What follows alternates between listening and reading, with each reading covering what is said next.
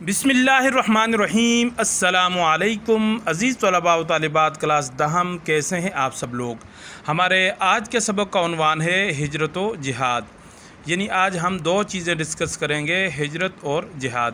سب سے پہلے ہجرت کے معنی ایک جگہ چھوڑ کر کسی دوسری جگہ منتقل ہو جانا ہے، لیکن اسلام میں ہجرت کا مفہوم یہ ہے کہ کسی ایسی جگہ سے مسلمانوں کا کسی دوسری جگہ منتقل ہو جانا جہاں وہ محکوم اور مظلوم ہوں، برسر اقتدار لوگ انہیں اسلام پر عمل کرنے پر تکلیف دیتے ہوں، لہٰذا ان کو وہاں اسلام پر زندگی گزارنا مشکل ہو، تو ایسے حالات میں مسلمانوں کو چاہیے کہ وہ اس سرزمین کو چھوڑ کر کسی اور جگہ منتقل ہو جائیں۔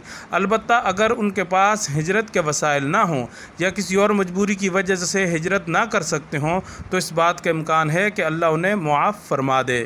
ہجرت کا حکم درج ذیل صورتوں میں ہے کہ مسلمان محکوم ہوں اور برسر اقتدار حکمران ظلم کے ذریعے اسلامی احکامات پر عمل نہ کرنے دیتے ہوں، یا اسلامی احکام پر عمل پیرا ہونے سے مخالفین جان کے دشمن بن جائیں، یا جس علاقے میں مسلمانوں کی جان و مال اور عزت و آبرو کو شدید خطرہ ہو، یا ہجرت کرنے کے لیے وسائل میسر نہ ہو، تو ایسے حالات میں ہجرت نہ کرنے سے گنہگار نہ ہوگا۔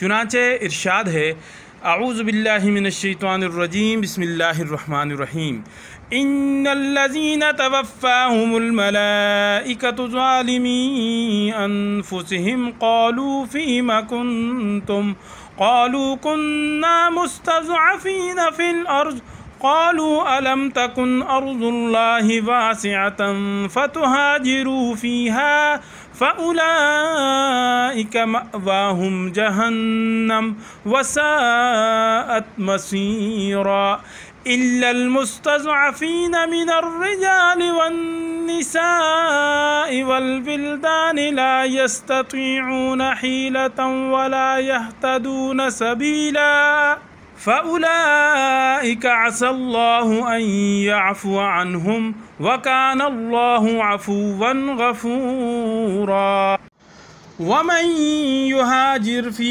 سَبِيلِ اللَّهِ يَجِدْ فِي الْأَرْضِ مُرَاغَمًا كَثِيرًا وَسَعَةً وَمَن يَخْرُجْ مِن بَيْتِهِ مُهَاجِرًا إِلَى اللَّهِ وَرَسُولِهِ ثُمَّ يُدْرِكُهُ الْمَوْتُ فَقَدْ وَقَعَ أَجْرُهُ عَلَى اللَّهِ وَكَانَ اللَّهُ غَفُورًا رَحِيمًا۔ سورۃ النساء آیت 97 تا 100، پارہ نمبر 5۔ جو لوگ اپنی جانوں پر ظلم کرتے ہیں، جب فرشتے ان کی جان قبض کرنے لگتے ہیں تو ان سے پوچھتے ہیں کہ تم کس حال میں تھے؟ وہ کہتے ہیں کہ ہم ملک میں عاجز و ناتواں تھے۔ فرشتے کہتے ہیں کہ کیا اللہ کا ملک فراغ نہیں تھا کہ تم اس میں ہجرت کر جاتے؟ ایسے لوگوں کا ٹھکانہ دوزخ ہے اور وہ بری جگہ ہے۔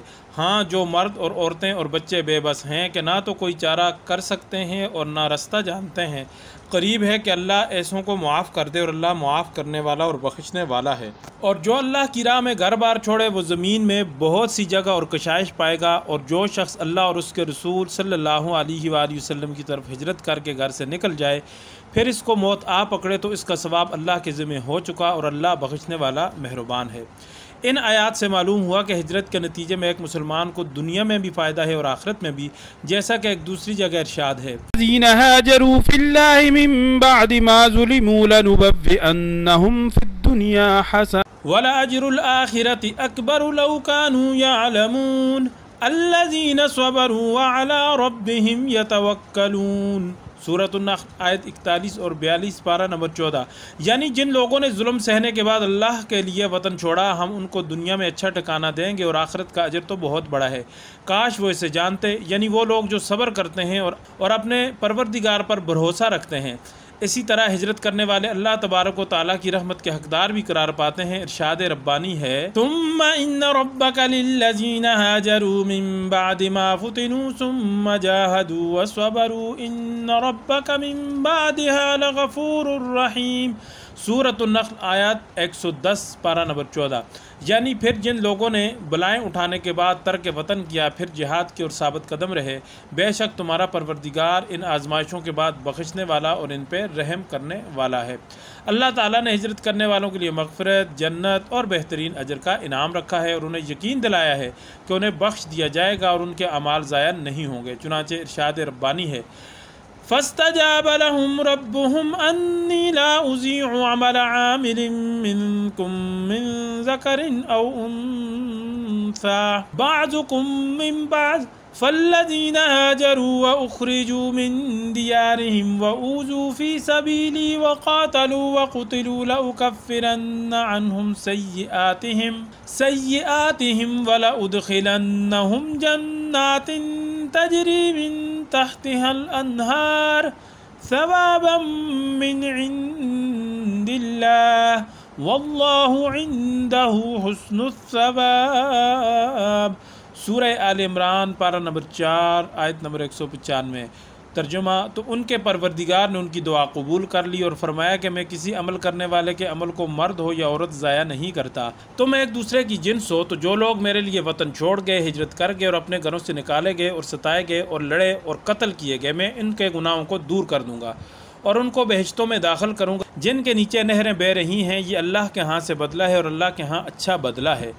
اس لیے بجا طور پر یہ بات کہی جا سکتی ہے کہ جب تک جہاد فرض نہیں ہوا تھا اس وقت تک سب سے بڑا عمل یہی ہجرت کا عمل تھا، لیکن اس کے لیے شرط یہ ہے کہ ہجرت اللہ کی راہ میں اور اللہ کے دین پر قائم رہنے اور اس کی دعوت و اشاعت کے لیے ہو۔ اگر آج بھی کہیں ایسی صورتحال پیش ہو کہ جہاں مسلمان مغلوب ہوں یا تھوڑی تعداد میں ہوں اور ان کا جینا میز اس لیے تنگ کر دیا جائے کہ وہ مسلمان ہیں اور انہیں اپنا دین بچانے کے لیے ہجرت کے سوا کوئی اور راستہ نظر نہ آتا ہو، تو انہیں ہجرت کرنے پر ایسی تمام خوشخبریاں حاصل ہوں گی جن کا وعدہ ان آیات میں کیا گیا ہے۔ اب اس کے بعد جہاد کا موضوع ہے۔ جہاد کے معنی محنت اور کوشش کے ہیں۔ اسلام میں اس کا مفہوم حق کی سربلندی، اس کی اشاعت و حفاظت کے لیے ہر قسم کی کوشش، قربانی اور اظہار کرنا، اپنی تمام مالی، جسمانی اور دماغی قوتوں کو اللہ کی راہ میں صرف کرنا، یہاں تک کہ اس کے لیے اپنے اہل و عیال، اپنے اعزاء و اقارب، خاندان اور قوم کی جانیں تک قربان کر دینا، حق کے دشمنوں کی کوششوں کو ناکام بنانا، ان کی تدبیروں کو اکارت کر دینا، ان کے حملوں کو روکنا، نیز ان کے لیے میدان جنگ میں آ کر ان سے لڑنا پڑے تو اس سے بھی دریغ نہ کرنا۔ اسی لیے جہاد کو اسلام میں بہت بڑی عبادت قرار دیا گیا ہے۔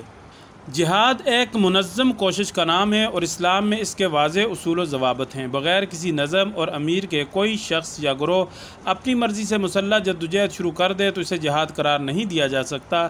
جہاد کے لیے ضروری ہے کہ ایک اسلامی ریاست کی طرف سے باقاعدہ اس کا حکم دیا گیا ہو، علماء و مجتہدین کے اداروں نے حالات اور اسباب کا بے لاگ جائزہ لے کر اس کے امکان اور ضرورت کا فیصلہ دیا ہو اور اس کا مقصد مظلوم مسلمانوں کی امداد کرنا، اشاعت اسلام کے راستے کی رکاوٹوں اور فتنوں کو دور کرنا اور رضائے الہی کا حصول ہو۔ جہاد کا مفہوم بہت واضح ہے۔ بعض علماء کی رائے میں جہاد کی سب سے اعلیٰ قسم خود اپنے نفس کے ساتھ جہاد کرنا ہے اور وہ اسے جہاد اکبر قرار دیتے ہیں۔ بعض صحیح احادیث اور قرآن کریم سے بھی اس مفہوم کی تائید ہوتی ہے۔ ارشاد باری تعالیٰ ہے وَالَّذِينَ جَاهَدُوا فِينَا لَنَهْدِيَنَّهُمْ سُبُلَنَا وَإِنَّ اللَّهَ لَمَعَ الْمُحْسِنِينَ۔ سورۃ العنکبوت آیت نمبر 69 پارہ نمبر 21۔ یعنی جن لوگوں نے ہمارے بارے میں جہاد کیا، یعنی محنت اور تکلیف اٹھائی، ہم ان کو اپنا راستہ دکھائیں گے اور یقیناً اللہ نیکوکاروں کے ساتھ ہے۔ جہاد کی چند اور اقسام درج ذیل ہیں۔ نمبر 1، جہاد بالعلم۔ جہاد کی ایک قسم جہاد بالعلم ہے۔ اس سے مراد یہ ہے کہ اپنے قلم اور زبان کے ذریعے طاغوتی قوتوں اور اسلام دشمن عناصر کا پردہ چاک کرنا۔ دنیا کے تمام شر اور فساد جہالت کا نتیجہ ہیں اور اس کا دور کرنا بہت ضروری ہے۔ اگر انسان عقل و شعور اور عقل و دانش رکھتا ہو تو اسے چاہیے کہ دوسروں کو بھی اس سے فیض پہنچائے۔ قرآن نے یہ بات ان الفاظ میں واضح فرمائی کہ ادعو الی سبیل ربک بالحکمت والموعظۃ الحسنۃ وجادلہم باللتی ہی احسن۔ سورۃ النحل پارہ نمبر 14 آیت نمبر 125۔ لوگوں کو اپنے پروردگار کی طرف آنے کی دعوت حکمت و دانش اور خوبصورت نصیحت کے ساتھ کر دو اور ان سے مجادلہ یعنی بحث و مباحثہ بہت ہی خوبصورت طریقے سے کرو، یعنی دائرہ اخلاق میں لے کر ادب کے ساتھ اور بہترین الفاظ کے ساتھ اچھا مکالمہ کرو۔ اسی طرح علمی انداز میں دین کی دعوت و تبلیغ بھی جہاد کی ایک قسم ہے اور نتائج و افادیت کے لحاظ سے اس کو بہت اہمیت حاصل ہے۔ سورۃ الفرقان میں سے جہادن کبیرہ قرار دیا گیا ہے، یعنی بڑا جہاد۔ نمبر 2، جہاد بالمال۔ جہاد کی ایک اور قسم جہاد بالمال ہے، یعنی دین کی سربلندی، اشاعت اور تمام لوگوں کی فلاح و بہبود کے اللہ تعالیٰ کے دیے ہوئے مال و دولت میں سے خرچ کرنا جہاد بالمال کہلاتا ہے۔ اللہ تعالیٰ نے انسان کو جو مال و دولت عطا کیا ہے، اس کا مقصد یہ ہے کہ اسے اللہ کی رضا کے لیے اس کے راستے میں خرچ کیا جائے اور حق کی حمایت و نصرت کے سلسلے میں انفاق یعنی خرچ کرنے سے گریز نہ کیا جائے۔ ارشاد باری تعالیٰ ہے، الذین آمنوا وہاجروا وجاہدوا فی سبیل اللہ باموالہم وانفسہم اعظم درجۃ عند اللہ۔ جو لوگ ایمان لائے اور جنہوں نے ہجرت کی اور اللہ کے راستے میں اپنے مالوں اور جانوں سے جہاد کیا، یہ لوگ اللہ کے پاس نہایت بلند مرتبہ پر فائز ہیں۔ جو لوگ مال کو اللہ کی راہ میں خرچ کرنے کے بجائے اس کی ذخیرہ اندوزی کرتے ہیں، انہیں عذاب علیم کی خوشخبری دی گئی ہے۔ ارشاد باری تعالیٰ ہے، والذین یکنزون الذہب والفضة ولا ينفقونها فی سبیل اللہ فبشرہم بعذاب علیم۔ اور وہ لوگ جو سونے اور چاندی کی ذخیرہ اندوزی کرتے ہیں اور اسے اللہ کے راستے میں خرچ نہیں کرتے، انہیں دردناک عذاب کی بشارت دے دو۔ سورۃ التوبہ آیت نمبر 34 پارہ نمبر 10۔ جہاد کی ایک قسم جہاد بالنفس یعنی اپنے جسم و جان سے جہاد کرنا بھی ہے، حتیٰ کہ اللہ کی راہ میں دین کے دشمنوں سے لڑتے لڑتے اپنی جان تک پیش کر دی جائے۔ عام طور پر جب لفظ جہاد بولا جاتا ہے تو اس سے یہی جہاد مراد ہوتا ہے جس کو قرآن میں قتال کہا گیا ہے۔ جہاد کے لیے جنگی قوت کی تیاری کا حکم دیا گیا ہے اور جہاد میں شہید ہو جانے والوں کو مردہ کہنے سے بھی منع کیا گیا ہے، اور اس کے متعلق بتایا گیا ہے کہ وہ اپنے رب کی طرف سے رزق پا رہے ہیں اور اس پر خوشیاں منا رہے ہیں۔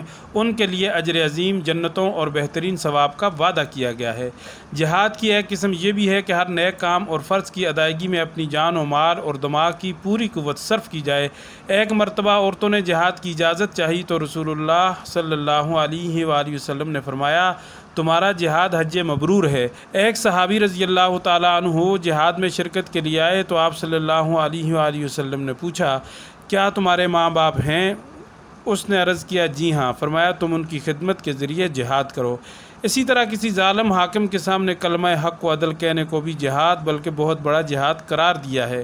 آپ صلی اللہ علیہ وآلہ وسلم نے یہ بھی فرمایا کہ جہاد قیامت تک جاری رہے گا۔ مشق میں ہم آپ کے سامنے سوالات کے جوابات میں کچھ پیراگراف رکھیں گے، لیکن ضروری ہے کہ آپ ان پیراگراف پر دیا گیا لیکچر بھی آپ سن لیا کریں، کیونکہ پیراگراف کی کبھی کبھی کچھ تشریح بھی ان لیکچر میں ذکر کر دی جاتی ہے۔ سوال نمبر 1، ہجرت سے کیا مراد ہے؟ سورہ نساء میں ہجرت کے بارے میں کیا حکم آیا ہے؟ یہ پیراگراف اس سوال کا جواب ہے۔ سوال نمبر 2، ہجرت کرنے والوں کو سورہ نحل میں کیا بشارتیں دی گئی ہیں؟ تو سورہ نحل کی آیت نمبر 41 میں فرمایا گیا کہ لَنُبَوِّئَنَّهُمْ فِي الدُّنْيَا حَسَنَةً وَلَأَجْرُ الْآخِرَةِ أَكْبَرُ، کہ ہم ان کو دنیا میں اچھا ٹھکانہ دیں گے اور آخرت کا اجر تو بہت بڑا ہے۔ جبکہ سورہ نحل کی آیت نمبر 110 میں فرمایا گیا إِنَّ رَبَّكَ مِن بَعْدِهَا لَغَفُورٌ رَحِيمٌ، بے شک تمہارا پروردگار ان آزمائشوں کے بعد بخشنے والا اور ان پر رحم کرنے والا ہے۔ نمبر 3، جہاد سے کیا مراد ہے؟ اس کی مختلف اقسام تفصیل سے بیان کریں۔ جہاد سے کیا مراد ہے، یہ پورا پیراگراف لکھیں گے اور اس کی اقسام کے لیے اس کا اگلا صفحہ بھی اس کے ساتھ اٹیچ کر دیں گے، پورے کا پورا یہ اس سوال کا جواب ہو جائے گا، کیونکہ انہوں نے پوچھا ہوا ہے کہ تفصیل سے بیان کریں، تو یہ ساری تفصیل لکھنی پڑے گی۔ سوال نمبر 4، جہاد اکبر کسے کہا گیا ہے؟ تفصیلاً بتائیے۔ کتاب میں ہے کہ اسی طرح علمی انداز میں دین کی دعوت و تبلیغ بھی جہاد کی ایک قسم ہے اور نتائج و افادیت کے لحاظ سے اس کو بہت اہمیت حاصل ہے۔ سورۃ الفرقان میں سے جہاداً کبیرہ یعنی بڑا جہاد قرار دیا گیا ہے۔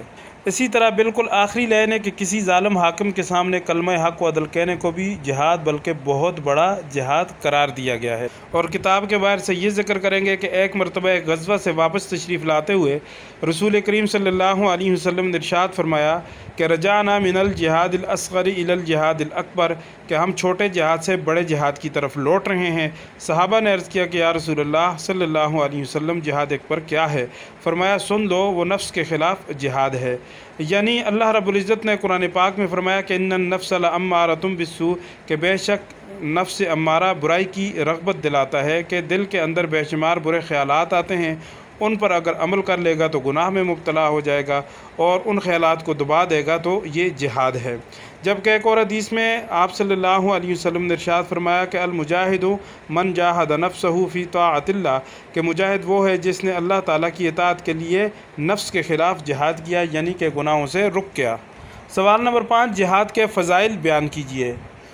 جہاد کے بہت زیادہ فضائل قرآن و احادیث میں وارد ہوئے ہیں۔ ان اللہ یحب الذین یقاتلون فی سبیلہ صفا کأنہم بنیان مرصوص، بے شک اللہ تعالیٰ ان لوگوں سے محبت رکھتا ہے جو اس کے راستے میں صف باندھ کر جہاد کرتے ہیں۔ تو یہ جہاد کی فضیلت ہے کہ اللہ کی محبت حاصل ہوتی ہے۔ وَأَعِدُّوا لَهُم مَّا اسْتَطَعْتُم مِّن قُوَّةٍ، اور دشمنوں کے خلاف جہاد کی بھرپور تیاری کرو۔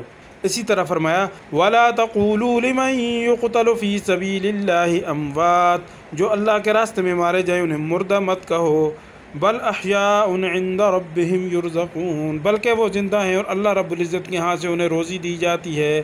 اور ایک اور جگہ فرمایا بل احیاء ولکن لا تشعرون، بلکہ وہ زندہ ہیں اور تمہیں ان کی زندگی کا شعور نہیں، یعنی وہ مر کے بھی زندہ ہیں۔ اسی طرح حضرت ابو ذر رضی اللہ تعالیٰ عنہ کہتے ہیں کہ میں نے حضور صلی اللہ علیہ وسلم سے پوچھا کہ کون سا عمل افضل ہے، تو فرمایا اللہ پر ایمان لانا اور اس کے راستے میں جہاد کرنا۔ اس کے ساتھ ہی ہمارے آج کے سبق کا اختتام ہوا۔ آپ ہمارے چینل کو سبسکرائب کریں، ہماری ویڈیو کو لائک کریں اور کمنٹس میں اپنے رائے کا اظہار کریں، دوستوں کے ساتھ اس کو شیئر کریں، اور ہمیں اگلے سبق تک کے لیے دیجیے اجازت۔ اللہ حافظ۔